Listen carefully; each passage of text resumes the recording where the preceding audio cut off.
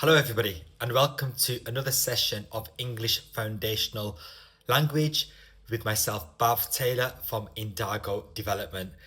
If you've seen our previous sessions, you will know that these are relatively short, fun, interactive sessions to help you refine and upskill your English for everyday use. It's to develop your English, whether you live in a country where English is your second, your third, possibly your fourth language. It's for people that possibly want to move to an English-speaking country, so they want to refine their English. Whatever it is, we're covering a range of topics. We could be here for days and days. So we're taking little snippets of things that some of you have emailed me about and said, oh, could we look at this? So this will be really helpful. So let's get straight into it. Before we start, as always, we're going to look at what we call an icebreaker. An icebreaker is an activity that's done at the beginning. It's supposed to be a bit of fun, puts us at ease, and especially if we're with people now, it should be a conversation starter. So, which duck are you today? Previously, I'd done which sheep are you? Look at the 9 images. Which one best represents you and your mood at this point in time? You could pause the video at this point in time. If you're with someone, have a conversation. There's no right or wrong answer here. Over to you. I'm just going to define formal English and then we're going to do one exercise. So formal English is the language that is more professional and less casual. It's used in official letters, policies, reports, job application forms, and much more. As I said to you previously, informal English forms a lot of what we say on a day-to-day basis. However, we also use formal English in professional settings. Maybe you're at work and giving a presentation. You speak formally. You may be at a job interview. You would speak formally. Maybe you're writing a report. You'd use formal English. Now, formal English can also be referred to as standard, official, and conventional English. So if you ever hear those words, you know it means formal English. So as a quick reminder from what we've done previously and what I've just shared with you, informal English can also be referred to as colloquial, laid back, unconventional. It's used in conversations, in casual communication. Formal communication can also be referred to as standard, official, and conventional. It's used when speaking or writing in a professional setting. So I hope you've got the difference now in your mind. What we're going to do today in this session is just look at one exercise. In a minute, I'm going to present you with a short conversation between a carer and a resident in a hospital or care home. So someone who works in a care home or a hospital is having a conversation with her resident, with her patient. Thinking about formal and informal English, I want you to identify 5 formal phrases or words and then 5 informal phrases or words. Now, in this short conversation, there's more than 5. But I just want you to think about what you know about formal and informal English and then identify them.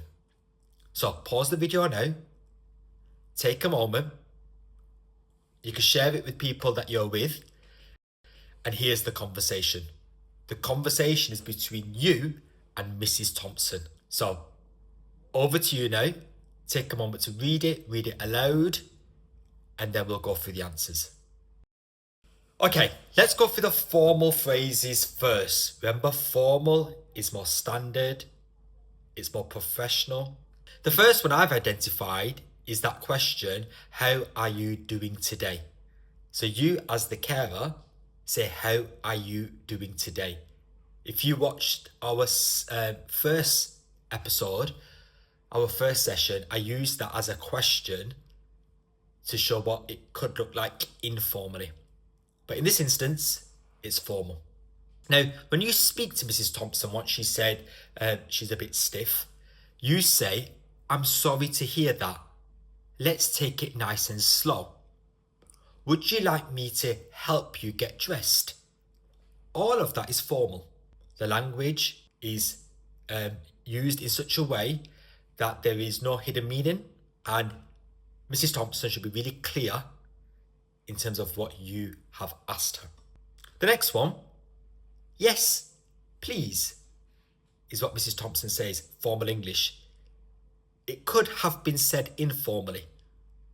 Just think about how it could have been said informally, but that is definitely formal. The next one that I've identified, at the very end, Mrs. Thompson says, "You're always so kind," and you respond by saying, "It's my pleasure." That's definitely formal. It's responding to the gratitude that Mrs. Thompson is showing you. "It's my pleasure." And "do you need anything else?" is a question that's formally said. Now, that's 5 formal. As I said, there's more, but I just want you to now show you the informal phrases, words that I've identified. Which ones did you identify? Okay, the first one I identified immediately is the "hi." "Hi, Mrs. Thompson." That's fine. It's not incorrect. The carer and Mrs. Thompson clearly know each other. They've got a relationship.